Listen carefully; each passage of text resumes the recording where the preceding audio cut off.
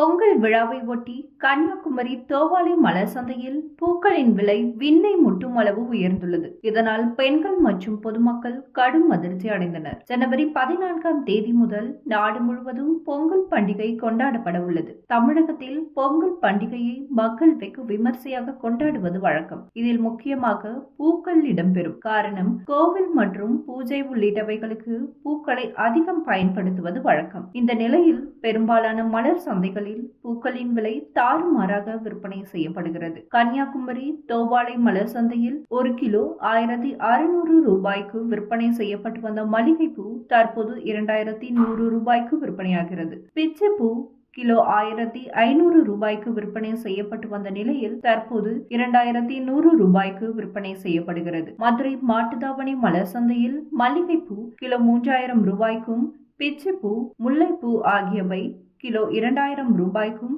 மெட்ராஸ் மல்லிகை 2000 ரூபாய்க்கும், சம்மங்கிப்பூ 250 ரூபாய்க்கும், செண்டுமல்லி 100 ரூபாய்க்கும், அரளிப்பூ 450 ரூபாய்க்கும், பன்னீர் ரோஸ் 300 ரூபாய்க்கும் விற்பனையாகிறது. திண்டுக்கல் மலர் சந்தையில் மல்லிகைப்பூ கிலோ 4000 ரூபாய்க்கும், முல்லைப்பூ கிலோ 2000 ரூபாய்க்கும், ஜாதிப்பூ கிலோ 1500 ரூபாய்க்கும் விற்பனை செய்யப்படுகிறது. அதேபோல புதுக்கோட்டை மலர் சந்தையில் மல்லிகைப்பூ கிலோ 4000 ரூபாய்க்கும், முல்லைப்பூ 3000 ரூபாய்க்கும், ஜாதிப்பூ 3000 ரூபாய்க்கும் விற்பனையாகிறது.